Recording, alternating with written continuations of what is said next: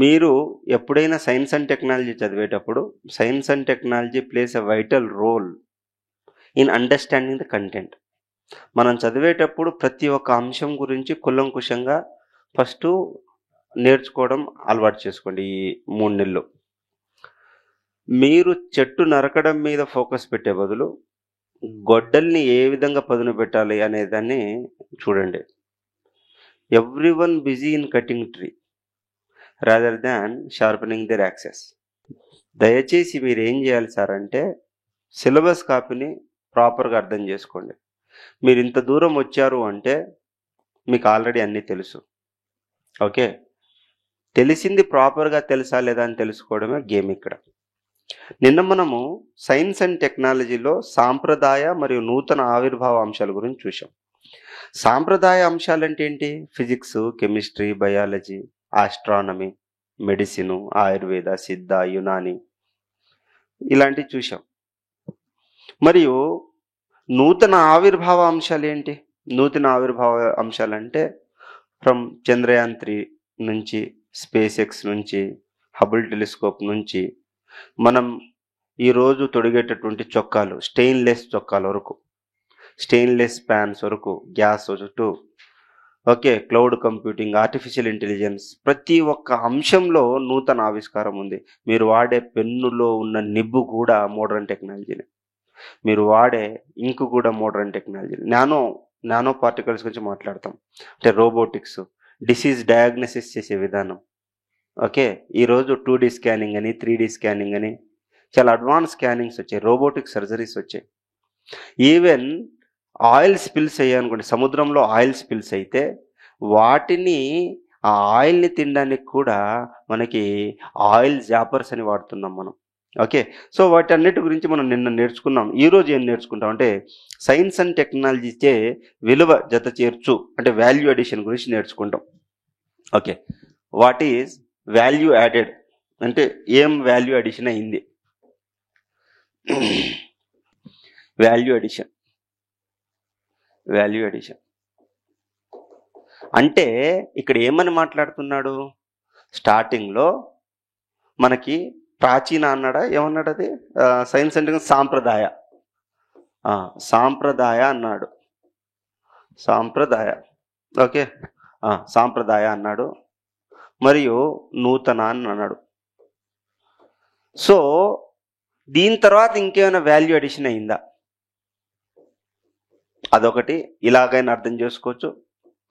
లేదు, ఈ రెండిటి వల్ల సైన్స్ అండ్ టెక్నాలజీ సొసైటీకి ఏమైనా వాల్యూ అడిషన్ చేసిందా అంటే సమాజ పురోగతి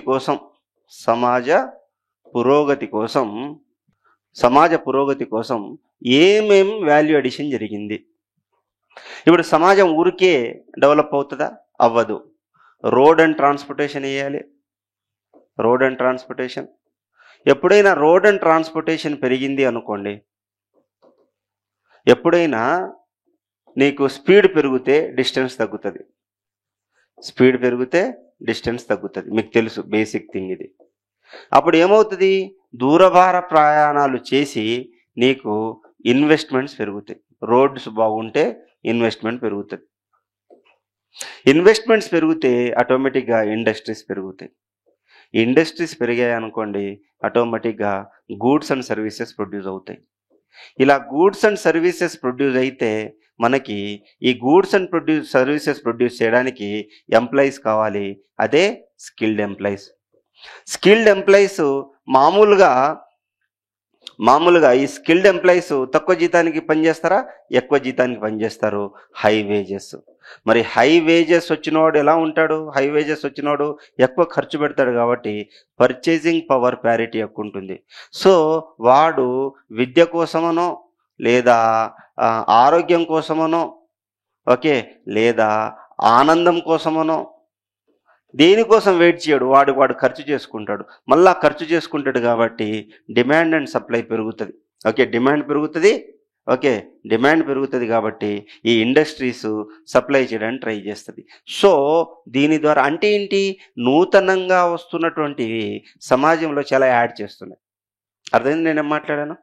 ఇప్పుడు goods and services end of the day demand పెరగాలబ్బా, end of the day demand పెరగాలి, దేనిదైనా డిమాండ్ పెరగాలి. ఈ డిమాండ్ పెరగడానికి మన సైన్స్ అండ్ టెక్నాలజీ ఎలా ఉపయోగపడుతుంది? ఎండ్ ఆఫ్ ది డే ఏంటి? సమాజం బాగుండాలి, సమాజం పురోగతి చెందాలి. ఏ అంశాల్లో? అన్ని రంగాల్లో, సిలబస్ కాపీలో ఉన్నటువంటి అన్ని రంగాల్లో మనం అభివృద్ధి చెందాలి. So what you mean by value addition? Value addition by science and technology refers to tangible benefit. అంటే ఏంటి? నీకు ఇప్పుడు ఈ వాటర్ బాటిల్ ఉందండి, ఈ వాటర్ బాటిల్ ఉంది, ఇక్కడ చూడండి, ఈ వాటర్ బాటిల్ ఉంది. నాకు టాంజిబుల్ బెనిఫిట్, ఇది కాపర్ బాటిల్, ఓకే, ఇది వచ్చేసరికి చల్లటి నీళ్ళు పెడితే చల్లగా సాయంత్రం వరకు, వేడి నీళ్ళు పెడితే వేడిగా, నాకు టాంజిబుల్ బెనిఫిట్ ఉంది. ఇప్పుడు నేను కళ్ళద్దాలు తొడుక్కున్నా, నాకేంటి, నేను గీత గీస్తే ఈ కళ్ళద్దాల మీద గీతలు పడవు, టాంజిబుల్ బెనిఫిట్. అర్థమవుతుందా? సో ఈ విధంగా ఒక టాంజిబుల్ బెనిఫిట్ ఉండాలి, ఇంప్రూవ్మెంట్, పురోగతి ఉండాలి. నా లైఫ్లో పురోగతి ఉంది. ఇంతకుముందు నేను దూరంగా చూసేవాడిని కాదు, ఇప్పుడు ఏమైంది, నేను ఎంత దూరమైనా చూడగలుగుతున్నా. అంటే ఏంటి? నాకు ప్రాబ్లం ఏదైతే ఉందో దాన్ని రెక్టిఫై చేసింది. Advancement that this fields brings to the society అంటే మన సమాజం యొక్క పురోగతి చెందడానికి ఎలాగైతే టాంజిబుల్ బెనిఫిట్స్ జరగగలిగితే దాన్ని వాల్యూ అడిషన్ అంటున్నాం. అది ఎలా? సొసైటీ పరంగా కావచ్చు, ఇండస్ట్రీ పరంగా కావచ్చు, ఎకానమీ పరంగా కావచ్చు. ఇప్పుడు చూడండి, నేను ఇప్పుడు సొసైటీ ఉంది, ఇప్పుడు బాగా గమనించండి, సొసైటీ ఉంది. సొసైటీలో క్యాస్ట్ సిస్టమ్ ఉంటుంది. ఈ క్యాస్ట్ సిస్టమ్ ద్వారా లెట్సే మాన్యువల్ స్కావెంజరింగ్ ఉంటుంది. మాన్యువల్ స్కావెంజరింగ్ ఉంటుంది. ఈ యొక్క మాన్యువల్ స్కావెంజరింగ్ ద్వారా ఏమవుతుంది? ఎవరైతే ఆ వ్యక్తి లోపలికి ఎంటర్ అవుతున్నాడో ఆయనకి డిసీజెస్ వస్తున్నాయి, అన్ని డిసీజెస్ వస్తున్నాయి. దాని ద్వారా ఆయనకి అవుట్ ఆఫ్ పాకెట్ ఎక్స్పెండిచర్ అంటే ఏంటి? ఆయన హాస్పిటల్లో చాలా ఖర్చులు చేస్తున్నాడు. దాని ద్వారా వాళ్ళ ఫ్యామిలీ ఎవరైతే ఉన్నారో వాళ్ళు పేదరికం యొక్క వలయంలో చిక్కుపోతున్నారు. ఈ విధంగా వీళ్ళ ఫ్యామిలీలో ఈ పేదరికం ద్వారా పిల్లలకి విద్య అందట్లేదు, ఓకే, వాళ్ళకి మానసిక శారీరక రోదన ఎప్పటికూ ఉంటుంది, ఓకే, పండుగలు సరిగ్గా చేసుకోరు. ఇప్పుడు నేనేం చేశా? What my science and technology did? నా సైన్స్ అండ్ టెక్నాలజీ ఏం చేసింది? నేను ఒక రోబోని కనిపెట్టా. ఏంటిదది? ఐఐటి మద్రాస్ వాళ్ళు ఒక రోబో కనిపెట్టారు. ఈ రోబో ద్వారా ఇంకా మాన్యువల్ స్కావెంజరింగ్ అనేదే లేదు. వాల్యూ అడిషనా కాదా? అర్థమవుతుందా? వాల్యూ అడిషనా కాదా? సో ఈ విధంగా టాంజిబుల్, ఓకే, ఏమంటారు టాంజిబుల్ని తెలుగులో ఏమంటారు? వారసత్వ సంపదను, అంటే టాంజిబుల్ అంటే ఇన్ జనరల్గా ముట్టుకుంటే తెలుసుకునేది, ఓకే. సో ఈ విధంగా టాంజిబుల్ బెనిఫిట్ ఉందా లేదా? ఉంది. దీనివల్ల ఇప్పుడు నా మాన్యువల్ స్కావెంజరు ఇప్పుడు ఏదో ఒక స్కిల్డ్ ఎంప్లాయ్మెంట్ వెతుక్కున్నప్పుడు ఇన్ని రోజులు ఇది చేసే బదులు ఎక్కువ జీతం వస్తుంది, ఆయనకు ఎలాంటి diseases Rao, out of pocket expenditure జరగదు, ఆయన పేదరికపు వలయంలో ఉండడు, వాళ్ళ పిల్లలకు మంచి విద్య, మానసికంగా శారీరకంగా మంచిగా ఎదుగుదలకి ఎవరు తోడ్పడ్డారు సార్ అయ్యా అంటే సైన్స్ అండ్ టెక్నాలజీ. ఇది కదా వాల్యూ అడిషన్ అంటే. అర్థమైందా? ఓకే, ఇది వాల్యూ అడిషన్. వాల్యూ అడిషన్ అంటే ఏంటి ఇక్కడ? ఓకే, విలువ జత చేర్చడం. సైన్స్ అండ్ టెక్నాలజీ ఇచ్చే విలువ చేయబడ్డం. అర్థమైందా? ఏమైనా అర్థమైంది? ఓకే. సో సొసైటీలో మార్పు వచ్చింది. క్యాస్ట్ సిస్టమ్ ద్వారా వచ్చే డిజేబిలిటీని మనం తగ్గించగలిగాం. ఇప్పుడు ఇండస్ట్రీస్లో చూడండి, ఇంతకుముందు ఇప్పుడు చాట్ జీపీటీస్ వచ్చాయి, మెషిన్ లెర్నింగ్ వచ్చింది, రోబోటిక్ లెర్నింగ్ వచ్చింది, క్లౌడ్ కంప్యూటింగ్ వచ్చింది. ఇవన్నీ రావడం ద్వారా మనకి డెసిషన్ మేకింగ్ అనేది ఈజీ అయిపోయింది. ఒక ఎంప్లాయీ ఎంత త్వరగా డెసిషన్ తీసుకుంటే అంత త్వరగా గూడ్స్ అండ్ సర్వీసెస్ ప్రొడ్యూస్ అవుతాయి. మరి రోబోటు డెసిషన్ తీసుకోగలుగుతున్నాయి. ఆ విధంగా ఏమైనా అయిందంటే ఇండస్ట్రీలో ఆటోమేటిక్గా ఇండస్ట్రీ బాగుంటే ఆటోమేటిక్గా ఎకానమీ బాగుంటుంది. అర్థమైందా? సో ఈ విధంగా టాంజిబుల్ బెనిఫిట్ ఉంటే దాన్ని మనం వాల్యూ అడిషన్ అంటున్నాం. సో మీకు ఏమర్థమైంది సార్ అయ్యా అంటే వాల్యూ అడిషన్ అన్న పదానికి అర్థమైంది. అంటే నీకు టాంజిబుల్ బెనిఫిట్స్ ఉండి సొసైటీ, ఎకానమీ, ఇండస్ట్రీ ఈ మూడు బాగుంటే దాన్ని వాల్యూ అడిషన్ అంటాం. ఈ మూడే కాదు, ఇంకా నీకు చాలా పాయింట్స్ నువ్వు పెట్టుకో. ఓకే, సో ఈ యొక్క వాల్యూ అడిషన్ ఏ ఏ రంగాల్లో అయింది, ఇది పాయింట్. ఇక్కడ ఒక్కొక్క సబ్ హెడ్డింగ్ రాసుకుంటూ ఉండండి, ఏం కాదు. ఇన్నోవేషన్ అండ్ న్యూ డిస్కవరీస్, అది వాల్యూ అడిషనే కదా. ఇన్నోవేషన్ అండ్ న్యూ డిస్కవరీస్ అంటే కొత్త కొత్త ఆవిష్కరణలు. ఇప్పుడు సైన్స్ అండ్ టెక్నాలజీ వల్ల మనకి కొత్త కొత్త నాలెడ్జ్ వస్తున్నాయి, కొత్త కొత్త ప్రిన్సిపల్స్ వస్తున్నాయి, కొత్త కొత్త మెథడాలజీస్ వస్తున్నాయి.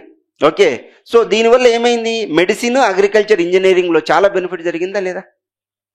ఇప్పుడు చూడండి, ప్రెసిషన్ డ్రగ్ రిలీజ్ వల్ల new drug delivery system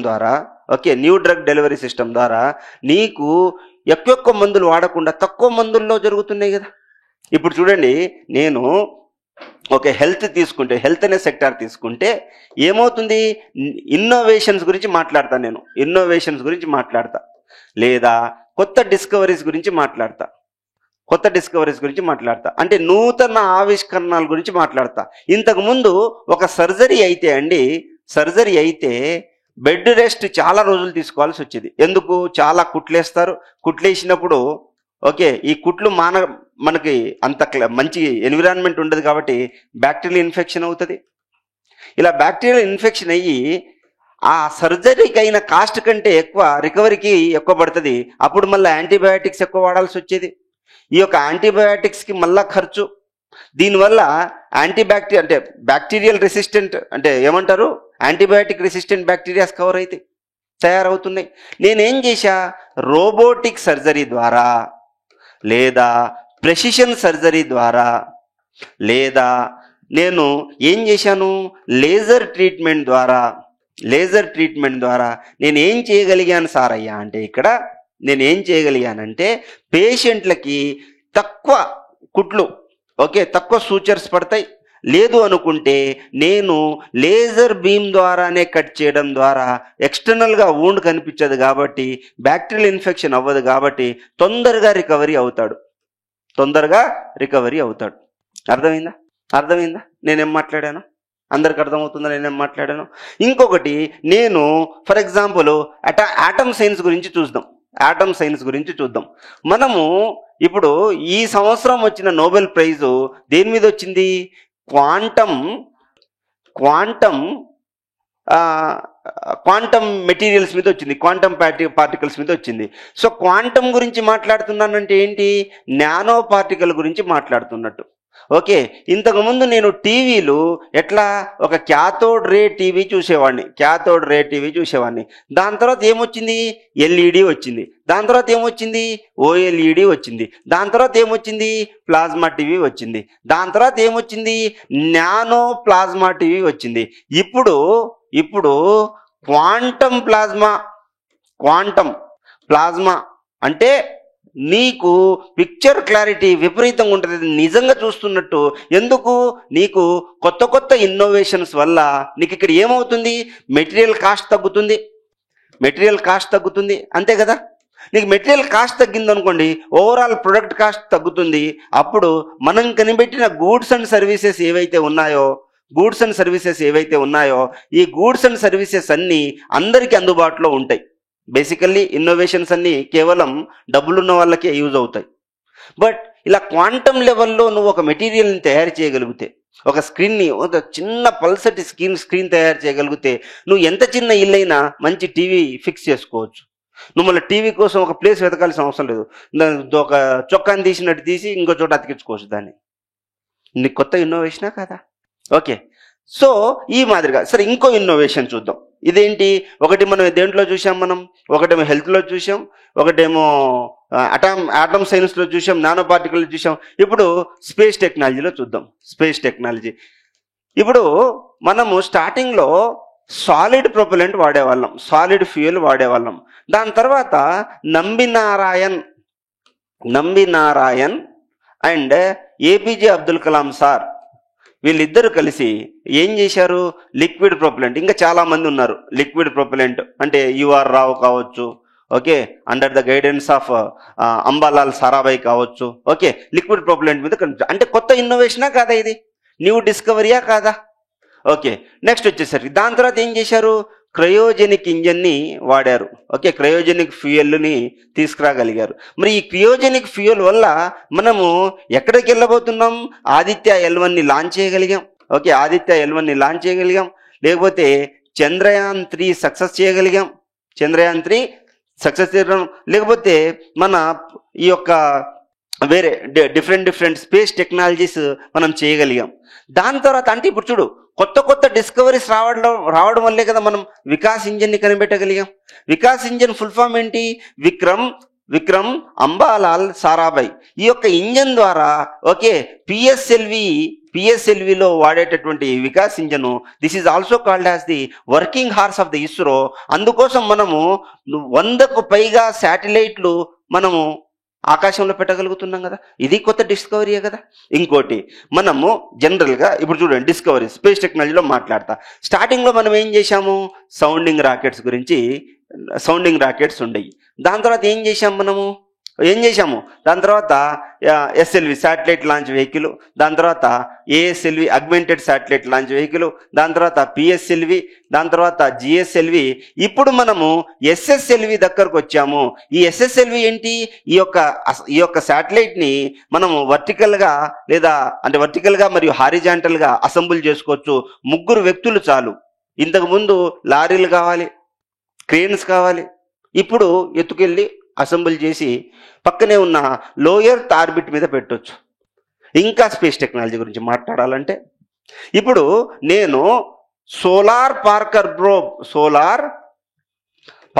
probe అనే ఒక శాటిలైట్ని లేదా ఆదిత్య L1 అనే ఒక శాటిలైట్ని నేను పంపించగలిగా కాబట్టి సూర్యుడు బయట ఉన్నటువంటి కరోనా లేదా సూర్యుడు బయట ఉన్నటువంటి కొంచెం లోపల ఉన్నటువంటి ఫోటోస్పియర్ ఓకే లేదా క్రోమోస్పియర్ ఫోటోస్పియర్ లేదా క్రోమోస్పియర్ వీటి యొక్క ఫోటోస్పియర్ వీటి యొక్క స్టడీ చేయగలిగా కాబట్టి నేను mass ejections from the sun అంటే సౌర తుఫానులు వస్తున్నాయని తెలిసింది. ఈరోజు నేను ఎలా తయారవుతా?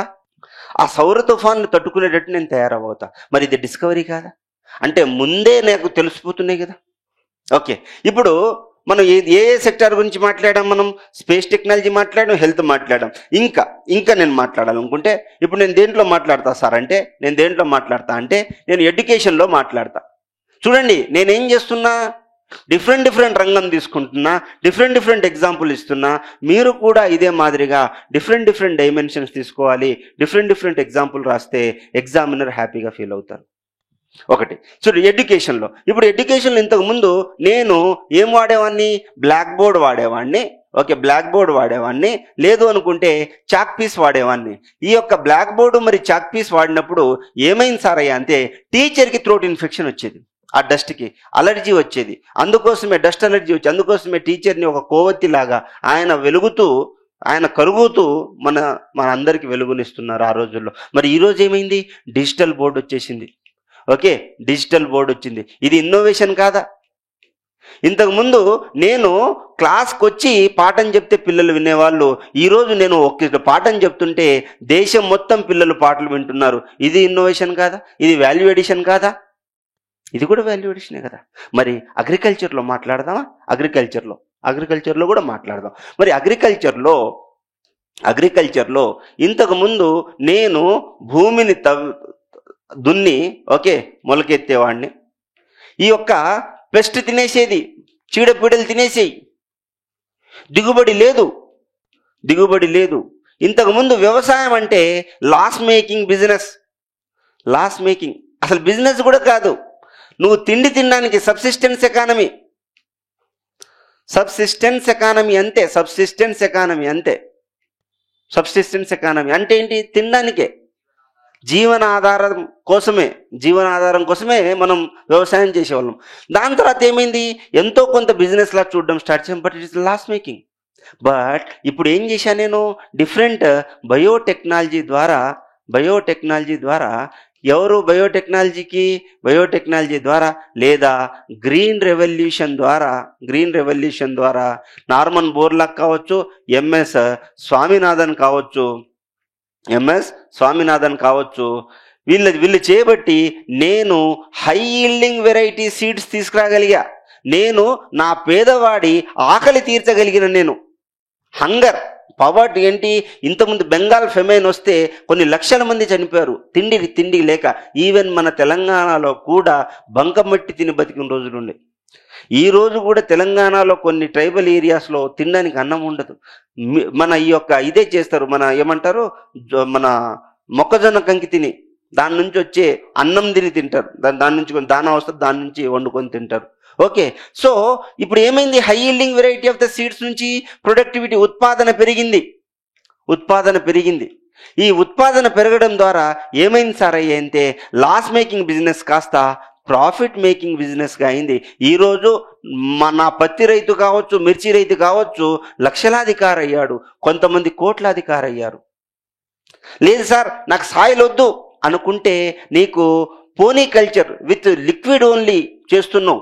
ఇంతకుముందు నేను భూమి మీదే నాటేవాడిని, ఇప్పుడు vertical afforestation, hydroponics. Okay, hydroponics ద్వారా ఓకే చేస్తున్నావు. కొత్త జాతులైనటువంటి యానిమల్స్ని తయారు చేస్తున్నావు. నువ్వు ఈరోజు తినే చికెన్ కూడా ట్రాన్స్జెనిక్ అంటే ఏంటి, జన్యు మార్పిడి ద్వారా. ట్రాన్స్జెనిక్ అంటే ఏ టెక్నాలజీ ద్వారా, ఆర్డిఎన్ఏ టెక్నాలజీ ద్వారా నువ్వు ట్రాన్స్జెనిక్ యానిమల్స్ని తయారు చేసి ఈరోజు అందరి ఆకలిని తీర్చగలుగుతున్నావు నువ్వు. మరి బీటీ కాటన్, బీటీ బ్రింజాల్ చూడండి, BT cotton, BT brinjal, BT mustard, BT maize, వాటి వల్ల మరి వాల్యూ అడిషన్ అవ్వలేదా? మరి కొత్త ఆవిష్కరణలు లేకపోతే ఇవన్నీ ట్యాంజిబుల్ బెనిఫిట్స్ కావా నీకు? సైన్స్ అండ్ టెక్నాలజీ ఈ విధంగా నీకు ట్యాంజిబుల్ బెనిఫిట్స్ ఇస్తుంది. అర్థమవుతుంది నేనేం మాట్లాడుతున్నాను? ఈ విధంగా science and technology innovations and discoveries తీసుకొచ్చి, బ్రేక్ త్రూస్ తీసుకొచ్చి, మెడిసిన్లో, అగ్రికల్చర్లో, ఇంజనీరింగ్లో చూడండి. ఈరోజు అప్పట్లో ఫర్ ఎగ్జాంపుల్ నేను బదిరున్నా అనుకోండి, for example I have a deaf. ఇంతకుముందు ఒక ఇది పెట్టుకొని, ఒక డబ్బాలాగా పెట్టుకొని దాన్ని తీగ పెట్టుకోవాల్సి వచ్చేది. ఇప్పుడు మైక్రో చిన్న డివైస్ వాడాల్సి వస్తుంది. ఇంతకుముందు నేను కళ్ళద్దాలు పెట్టుకోవాల్సి వచ్చేది. ఇప్పుడు ఈ రోజుల్లో నానో టెక్నాలజీ ద్వారా లెన్సెస్ వచ్చాయి. ఈరోజు అంతకుముందు ఫోన్ ఓన్లీ ల్యాండ్లైన్ ఉండే, దాని తర్వాత పెద్ద ఫోన్లు ఉండే. ఇప్పుడు చాలా చిన్న ఫోన్లు, వైర్లెస్ అయిపోయి చిన్న ఫోన్లు, టచ్ ఫోన్లు వచ్చింది. Virtual reality games. ఇప్పుడు నువ్వు పబ్జీ ఆడతావు, సైన్స్ అండ్ టెక్నాలజీ డెవలప్మెంట్ కాదా అది? ఎంతమందికి ఆనందాన్ని ఇస్తుంది? సరే అది మంచిదా చెడ్డదా సెకండరీ, ఆనందాన్ని ఇస్తుందా లేదా? వర్చువల్ రియాలిటీ ద్వారా నువ్వు దూరంగా ఉన్నోడిని కూడా నువ్వు చూడగలుగుతున్నావా లేదా? వీడియో కాలు, ఆడియో కాలు అవుతుందా లేదా?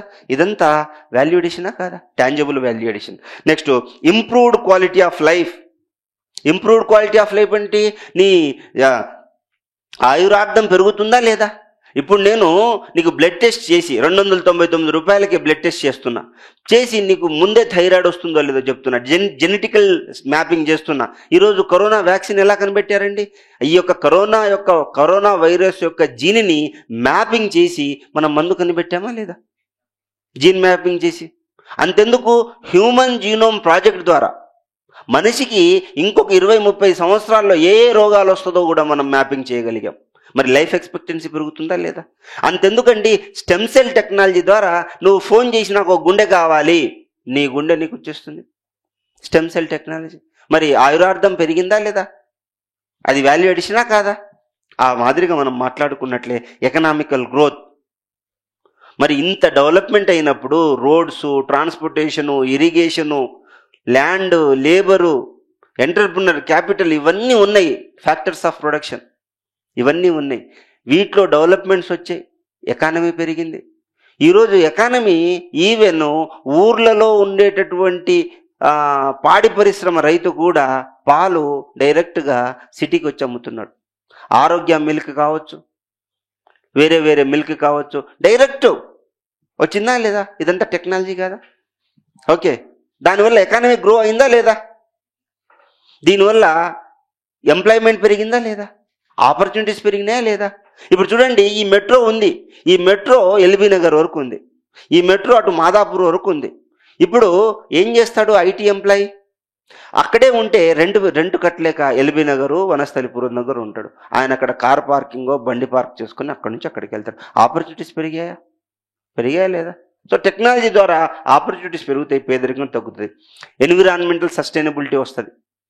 ఎన్విరాన్మెంటల్ సస్టైనబిలిటీ ఎలా వస్తుంది? ఫర్ ఎగ్జాంపుల్, అక్కడెక్కడో అడవి కాలిపోతా ఉంది, నేనేం చేశా, డ్రోన్ల ద్వారా చూసా, హెలికాప్టర్ల ద్వారా ఆర్పేశా. ఈరోజు ఇక మన ఎం స్ట్రిప్స్ అంటే ఏంటి, మన మన టైగర్స్ని మానిటర్ చేయగలుగుతా ఆ టెక్నాలజీ ద్వారా. అంటే ఏ పులి ఎటెళ్తుంది, మరి దాన్ని నేను కాపాడగలుగుతున్నా. మ్యాన్ వర్సెస్ వైల్డ్ యొక్క కన్ఫ్లిక్ట్ని నేను కాపాడగలుగుతున్నా కదా. మరి ఆ విధంగా నేను ఎన్విరాన్మెంట్ని కాపాడుతున్నాను లేదా సైన్స్ అండ్ టెక్నాలజీలో. ఇప్పుడు సముద్రంలో ఇప్పుడు మీరు గమనించినట్లయితే, ఫర్ ఎగ్జాంపుల్ సముద్రం, ఇది సముద్రం అబ్బా, ఇలా ఓడబోతుంది, ఈ ఓడలో ఏముంది సారయ్య అంటే ఆయిల్ ఉంది. ఈ ఆయిల్ ఏదో బాంబు బ్లాస్ట్ వల్లనో ఇది పడిపోవడం వల్లనో మొత్తం ఆయిల్ పడిపోయింది. ఇలా ఆయిల్ పడిపోయినప్పుడు ఏమవుతుంది, ఈ సన్ రేస్ అనేవి వాటర్లో పోవు. వాటర్లో ఎవరుంటారు, ఫైటో ప్లాంక్టాన్ ఉంటుంది. ఈ యొక్క ఫైటో ప్లాంక్టాన్కి ఏం కావాలి, సన్లైట్ కావాలి. ఏం కావాలి, సన్లైట్ కావాలి. ఎందుకు సన్లైట్ కావాలి అంటే ఫోటోసింథసిస్ చేసుకోవడానికి. మరి ఈ ఫోటోసింథసిస్ చేయకపోతే ఈ ఫైటో ప్లాంక్టాన్ని జూ ప్లాంక్టాన్ తింటది. ఈ జూ ప్లాంక్టాన్ని ఎవరు తింటారు, స్మాల్ ఫిష్ తింటది. ఈ స్మాల్ ఫిష్ని లార్జ్ ఫిష్ తింటది. ఈ లార్జ్ ఫిష్ని ఎవరు తింటారు, హాక్ తింటది. ఈరోజు మరి ఆయిల్ స్పిల్స్ జరగడం వల్ల ఈ యొక్క ఇక్కడ ఆయిల్ వచ్చేసరికి వాటర్లో కలవదు. దీన్ని ఎమల్షన్ అంటాం. ఓకే, ఇప్పుడు నేనేం చేశా, ఇదంతా నాశనం అయిపోతుంటే ఇది నాశనం అయిపోకుండా ఉండడానికి సైన్స్ అండ్ టెక్నాలజీ ద్వారా ఆయిల్ జాపర్స్ కొన్ని బ్యాక్టీరియాస్ తయారు చేసి ఈ ఆయిల్ని తినేసేటట్టు చేసి ఈ సూర్యుడి యొక్క లైట్ లోపల వచ్చేటట్టు చేయగలిగాను లేదా, దానివల్ల ఎన్విరాన్మెంట్ని కాపాడగలిగాను లేదా, సుస్థిర అభివృద్ధి సాధించానా లేదా, అది వాల్యూ ఎడిషన్ కాదా? మీరు చదివేటప్పుడు ఈ మాదిరిగా చదివితే మీకు వద్దు అన్న సర్వీస్ వస్తుంది. నాకు వద్దు సార్ అన్నా నువ్వు సరదాగా రాసి వచ్చిన పాస్ అవుతావు. అప్పుడప్పుడు అంటారు కొంతమంది టాపర్స్, నేను ఏదో సరదాగా వెళ్ళి రాసి వచ్చినా నాకు వచ్చేసింది, నేను ఈరోజు ఆర్డీఓ అయినా అంటాడు. సరదా ఏం లేదు, చదివినప్పుడు ఆయనకి కాన్సెప్చువల్ క్లారిటీ ఉంది. మనము కష్టపడుతున్నాం, చాలా బాగా కష్టపడుతున్నాం, కానీ ఏం కష్టపడుతున్నా తత్తరపాటు. అందుకోసమే నా క్లాస్ దేంతో స్టార్ట్ చేశాను సార్ అంటే, మీరు చెట్టును నరికే దాని మీద ఉన్నారు, దాని మీద ఫోకస్ చేయొద్దు, గొడ్డల్ని సానబెట్టండి. ఇది గొడ్డల్ని సానబెట్టే విధానం. ఇదే మాదిరిగా పాలిటీలో, హిస్టరీలో, ఎకానమీలో ఇదే మాదిరి. గ్లోబల్ కనెక్టివిటీ పెరిగిందా లేదా? World has become a global village. ప్రపంచం మొత్తము ఒక చిన్న విలేజ్ లా తయారైంది. కరోనా ఎక్కడండి, ఎక్కడో వుహాన్ ప్రాంతంలో, చైనా ప్రాంతంలో వుహాన్లో ఉంటే మన దేశం అట్టోటు కురిగింది. అంతెందుకండి, మన అండమాన్ నికోబార్ దీవుల్లో కూడా కరోనా కేసెస్ బయటపడ్డాయి. మరి ఎడ్యుకేషన్, నాలెడ్జ్, ఇప్పుడు చూడండి సైన్స్ అండ్ టెక్నాలజీ పెరిగింది కాబట్టి హార్వర్డ్, కేంబ్రిడ్జ్లో ఉన్న ప్రొఫెసర్స్ మాట్లాడేది మనం వినగలుగుతున్నాం యూట్యూబ్లో. ఈరోజు నేను మాట్లాడగలిగింది మీరు మీ ఊర్లో క్లాస్ వింటున్నారు అంటే ఇది టాంజిబుల్ బెనిఫిట్ కాదా అండి? Tangible benefit. Space exploration and scientific. ఈరోజు చూడండి